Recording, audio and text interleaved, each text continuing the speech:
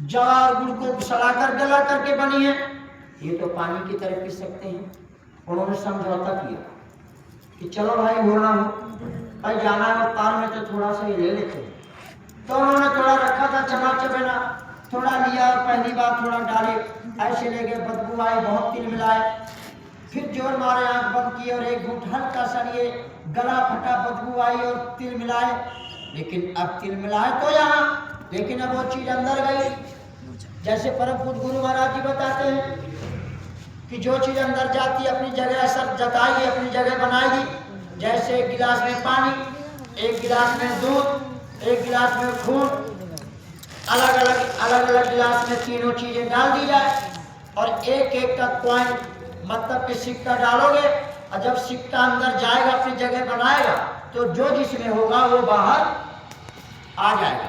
तो अब वो जब चीजें वो दारू अंदर गई और जो दारू का नशा है उसका मतलब उसका परिणाम है वो बाहर आया।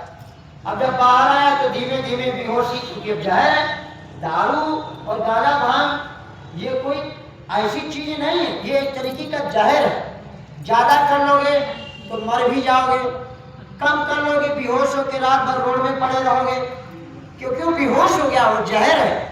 और कम किया तो डगमगाओगे, लुढ़कते लुढ़कते घर तक आ जाओगे। और ठीक ठाक रहोगे तो गाली भी दे दोगे किसी को, और कम पियोगे तो किसी से पैर भी पड़ लोगे, गिर भी जाओगे, हंसोगे भी, पैर छू लो क्योंकि कम पिए हो। और जब ज्यादा हो जाएगी तो अतिशय जब ज्यादा हो जाएगी तो बहुत नुकसान। कोई भी चीज है, अत का भरा न बोलना, अत की भरी न चूक, न ज्यादा बरसना, न ज्यादा गरजना, मतलब माध्यम। हर चीज मीडियम कहते हैं, माध्यम बहुत सुंदर होता है। हर कार्य अच्छा होता है माध्यम। चले साधन भजन कर रहे हैं, अब एकदम से तेज कर देंगे और आई लहर तो लुढ़क जाएंगे, बता डालेंगे, कह डालेंगे, पचेगा नहीं। अब बहुत धीमे धीमे करेंगे तो रास्ता नहीं खुलेगा। तो मीडियम माध्यम बैठ करके उसको अध्ययन करेंगे तो पीछे का भी और आगे का दोनों का बैलेंस बन जाएगा। तो अब आप इस बात को समझो, अब जब दारू पूरी पी लिया तो अब नशे में हो गया, तो बॉर्डर मैन ने कहा कि देखो अब ये काम में आएगा, अब दारू का भी टेस्ट ले लिया जाए और जो दारू को पी लेता है उस मनुष्य का भी टेस्ट ले लिया जाए। तो उन्होंने बोला देखो इधर आओ, बच्चे को मारोगे? बोले क्यों नहीं मारेंगे, लाओ तलवार, और बस कई टुकड़े की माँ के लाल को कर दिया। बेरहमी आ गई उसके अंदर में। और बोले मांस खाओगे? तो जो कहता था कि तिल भर मच्छी खा के, तो वो भी मांस खाया। बोले भोग भोगोगे स्त्री? बोले क्यों नहीं, जो कि माँ बहन पहले समझा था। लेकिन वो एक दारू के पीने से बताइए सारा बुद्धि विवेक दिल दिमाग खराब हो गया। अब आप समझो कि दारू का ये नुकसान है, ये बर्बादी है। अब संग दोष, अब मान लीजिए कोई दारू पीता है, कोई जुआ खेलता है, कोई चोरी करता है, आपका संग दोष कैसे लगेगा? तो अब जो दारू पीने वाला है आप उसे दोस्ती के लिए खड़े होकर देख रहे हो, ये कैसे बढ़िया ऐसे डाल रहे, खलर खलर की आवाज आ रही है, ये फिर पानी भी डालते हैं, फिर एक दो मिलकर के टक्कर भी मारते, फिर खाते करते क्या, चलो देखा जाए क्या है सब सिस्टम, क्या ये खेल खेलते रहते बैठ के 4-5 लोग। अब जब जाए खड़े हो जाएंगे, आओ भी आओ, बैठो बैठो, पियोगे आप भी? अरे नहीं नहीं भैया, ये सब हमारे परिवार में खानदान में नहीं चलता, ये हमारा नहीं चलता है। अब जब बोलेंगे अरे देखो सुनो सुनेगा, अरे बोले बहुत बदबू आ रही है, अरे बोले ऐसी बदबू आ रही है, अरे चाहो इसको ऐसे बोलेंगे जी में ऐसे टच करो। जब उन्होंने ऐसे किया तो बोले अरे तो बड़ी अजीब लग रही है, अरे बोला एक ढक्कन ले लीजिए, एक ढक्कन ले लीजिए। और जब वो लिया धीमे धीमे, अरे बोले आप ठीक नहीं भैया, ये मत पिलाओ, हमारे दादा परदादा डांटेंगे। अभी बात तो समझो, आप समझो, देखो भी संस्कारी है, आप अपना काम करो, जीवो, उनके अंदर भी ईश्वर से जीव अविनाशी, उसमें परमात्मा का अंश है, वो भी योनि ऐसे गलत कर्म से जाते हैं, वो भी करते हैं, कुत्ते बिल्ली भी होते हैं, वो भी सुनते हैं इन चीजों को।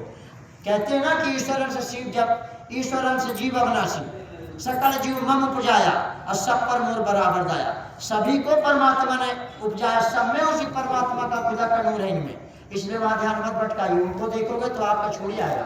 तो अब इस बात को आप समझो।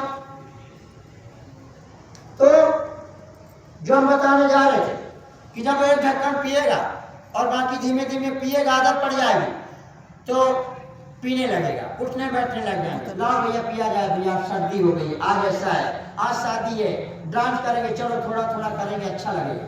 अब देखो धीरे धीरे शराबी हो गया। 8-10 दिन पिला करके उसको पक्का कर दिया। किसने?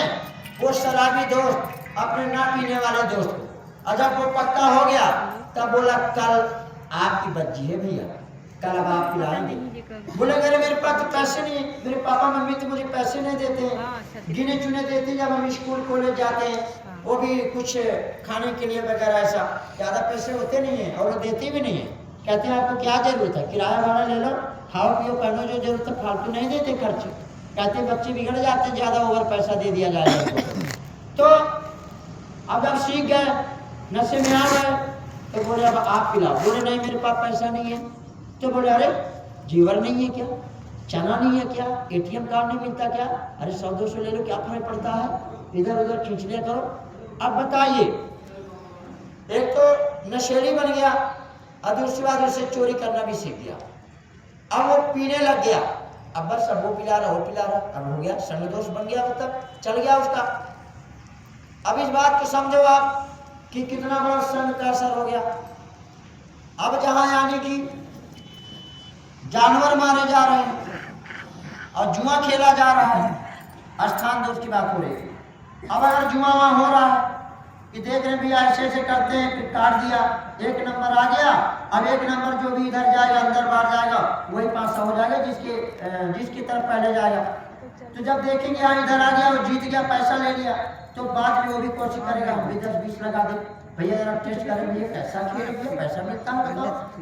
तो जब रखेगा और अगर चला गया तो अब जो चला गया उसको निकालने के लिए रखेगा, 10 रखेगा, 20 रखेगा। और जब ऐसा लखपत हो गया, अब आया गया लेकिन वो नशा हो गया जुआ का। और अगर आ गया तो होता भाई और आ जाएगा और जीत जाएंगे। तो अब बताइए वो स्थान दोष का हो गया। अब अन्न दोष खेती से आ रहा है, खेत खलिहान से अनाज आ रहा है, मता मैंने धो करके बीन करके फटक करके बनाती, अन्न दोष कैसे लगेगा?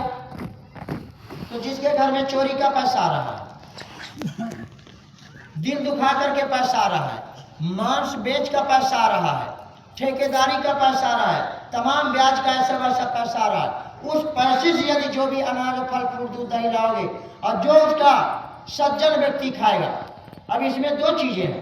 अब जैसे यहाँ पर साफ सुथरी जगह है, टाइल पत्थर है, और एक माचिस की तीली होगी तो दूर से गंदगी चमकेगी और उठा के उसको जल्दी फेंकोगे। लेकिन अगर ये कहीं घूर है और 2 टाली और घूर डाल दोगे गोबर माटी, तो पता चलेगा?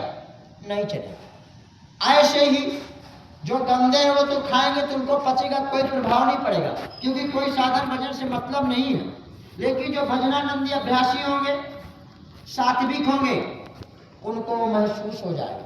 और जब ऐसा खाओगे तो बताया महात्माओं ने कि जैसे खाओगे अन्न वैसे होगा मन, जैसे पियोगे पानी वैसे होगी वाणी, और जैसे करोगे संगति वैसे चलेगी रंगति।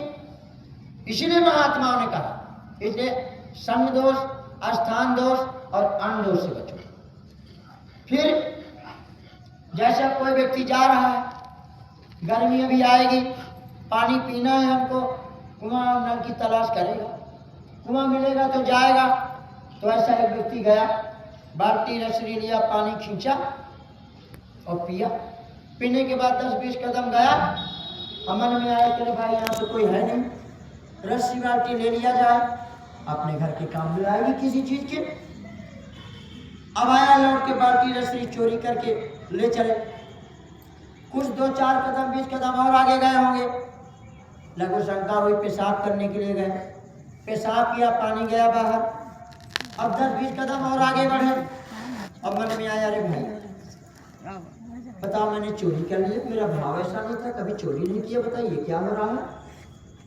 और मानो ले भी लिया, अब मैं प्यासा था, कुआं था, पानी था, रस्सी थी, पिया।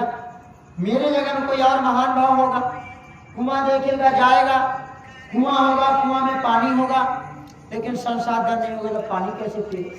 ठीक बात नहीं, चलो रख दिया जाए, और लौट करके वहां पर रख दिए।